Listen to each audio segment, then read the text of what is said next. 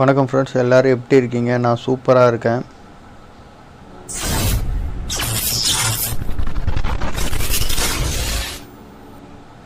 இன்றைக்கி நம்ம பார்க்க போகிறது என்னென்னு பார்த்தீங்கன்னா, சாம்சங் இன்வெர்டர் ஏசியோட ஒரு ப்ராப்ளம் தான்.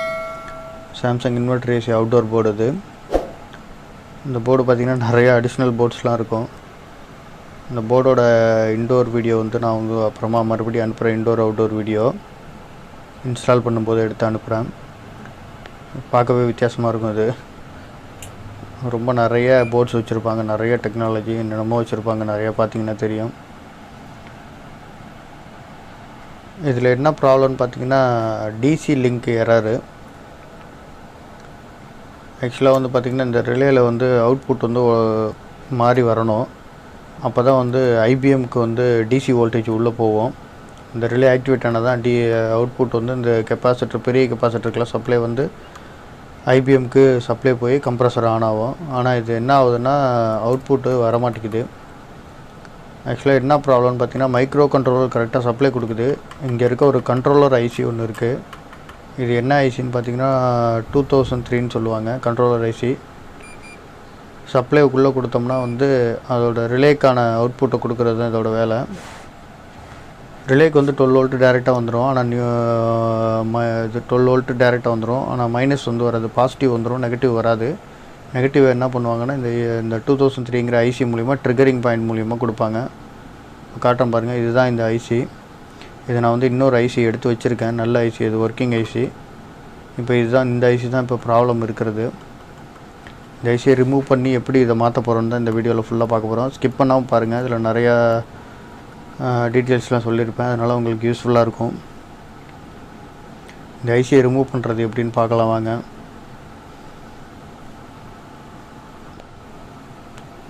இந்த ஐசியை ரிமூவ் பண்ணுறதை பற்றி இப்போ நான் காட்டுறேன் பாருங்கள்.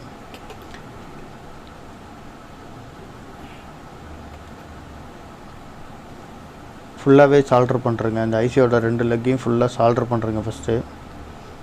ஆக்சுவலாக க்ளோ கன் இருந்தால் நீங்கள் ஈஸியாக க்ளோ பண்ணி, நீங்கள் ஹாட் க்ளோ கன் இருந்தால் க்ளோ பண்ணி எடுத்துடலாம் ஈஸியாக. அப்படி இல்லாதவங்க, எஸ்எம்டி சால்டர் அந்த ஸ்டேஷன் இல்லாதவங்க இந்த மாதிரி நீங்கள் சால்டர் பண்ணி ஈஸியாக எடுக்க முடியும்.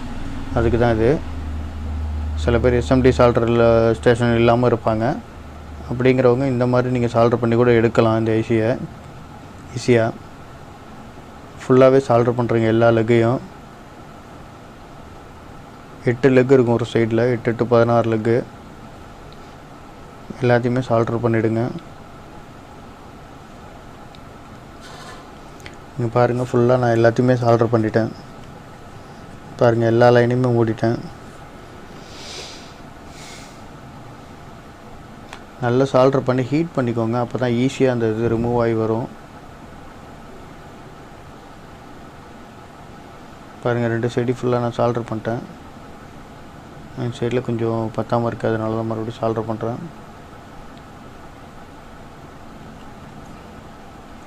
இப்போ இது டியூசர் வச்சு லைட்டாக ப்ரெஷர் கொடுத்துங்க.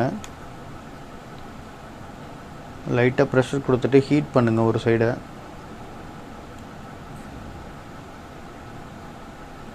ஹீட் பண்ணிங்கன்னா ஒரு சைடு அப்படியே லைட்டாக மூவ் ஆக ஆரம்பிக்கும். லிஃப்ட் ஆனவுடனே இன்னொரு சைடு மூவ் பண்ணுங்கள். மூவ் பண்ணிங்கன்னா இங்கே பாருங்கள், ஐசி வந்துருச்சு. இப்போ நம்ம இந்த ஐசியை ரிமூவ் பண்ணி எவ்வளோ ஈஸியாக எடுத்தாச்சு பாருங்கள். இதுக்கு ஒர்க்கிங் ஸ்டேஷன் தான் வேணும்னு அவசியம் இல்லை, நார்மலாக கூட எடுக்கலாம். இங்கே பாருங்கள், இந்த மாதிரி எடுத்துகிட்டு அந்த இடத்த ஃபுல்லாக பக்காவாக க்ளீன் பண்ணிங்க. அதுதான் முக்கியம். ஃப்ளெக்ஸ் வச்சு க்ளீன் பண்ணிங்கன்னா ஈஸியாக க்ளீன் ஆகிடும். பாருங்கள், ஃபுல்லாகவே எல்லாத்தையும் க்ளீன் பண்ணிக்கோங்க. எங்கேயுமே ஷார்ட் இருக்காத அளவுக்கு நல்லா பக்காவாக செக் பண்ணிங்க. பாருங்கள், ஃபுல்லாக எல்லாத்தையும் க்ளீன் பண்ணிட்டேன்.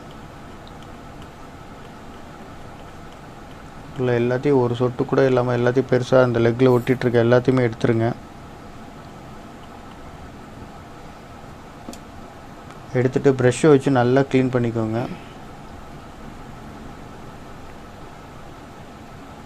இந்த அந்த ஐசி ரிமூவ் பண்ண ஐசி இது.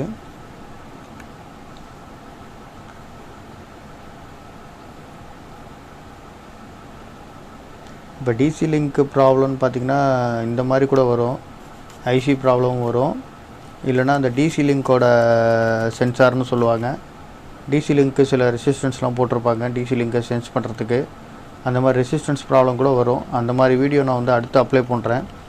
ஏன்னா இதே மாடலில் இன்னொரு போர்டில் அந்த மாதிரி ப்ராப்ளம் வந்துருந்தது. இந்த ஐசி நல்லா இருந்தது, எல்லாம் ஒர்க் ஆனிச்சு. ஆனாலும் கண்ட்ரோலர்லேருந்து சப்ளை வரல. என்னன்னு பார்த்தீங்கன்னா அதுக்கு வந்து கண்ட்ரோலருக்கு ஃபீட்பேக் கொடுக்கக்கூடிய ஒரு ஐசின்னு இது ரெசிஸ்டன்ஸ் இருக்கும் நிறையா, ஒரு 2-3 ஐசி ரெசிஸ்டன்ஸு. அந்த மாதிரி ரெசிஸ்டன்ஸ் வந்து ப்ராப்ளம் இருந்தாலும் உங்களுக்கு வந்து இதே ப்ராப்ளம் வரும்.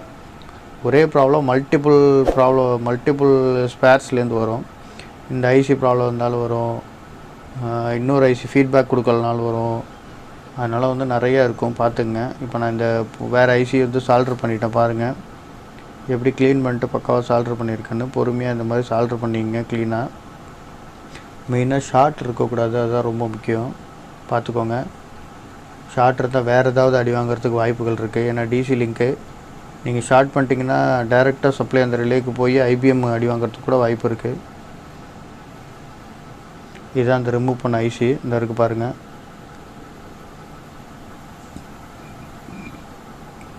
இந்த ஐசிக்கு பொலாரைசேஷன் இருக்குது, அதையும் பார்த்து கரெக்டாக இது பண்ணுங்கள்.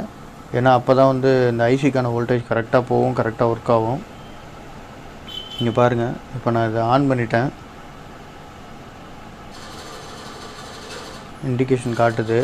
ஆனாலும் வந்து இப்போ அந்த ஹீட்ஸிங்கை ரிமூவ் பண்ணிவிட்டு உங்களுக்கு நான் காட்டுறேன் பாருங்கள். ஏன்னா இந்த இண்டிகேஷன் மேலே தெரியாது, அதனால ரிமூவ் பண்ணியிருக்கேன். இப்போ இங்கே பாருங்கள், ஆக்டிவேட் ஆகிடுச்சு பாருங்கள். ரிலே ஆக்டிவேட் ஆகிடுச்சு, சப்ளை வருது. இப்போ ஐபிஎம்க்கு சப்ளை போகுது. ஐபிஎம்க்கு ஃபஸ்ட்டு போகாது, இங்கே இருக்க ரெக்டிஃபயருக்கு போவோம். ரெக்டிஃபயர்லேருந்து பிஎஃப்சி சர்க்யூட் வந்து செக் பண்ணிவிட்டு அதுக்கப்புறம் ரெக்டிஃபயருக்கும் போவோம்.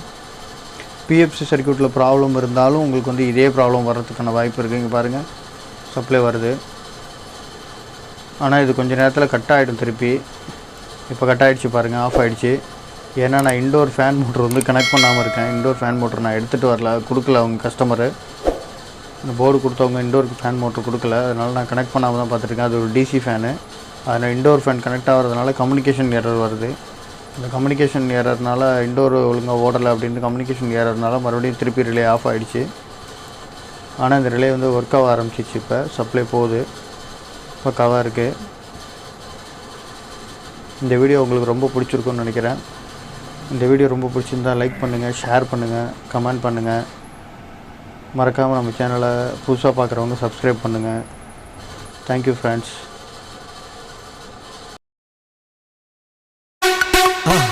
மறக்காமல் சர்ப்ரைஸ் பண்ணுங்கள். தேங்க்யூ.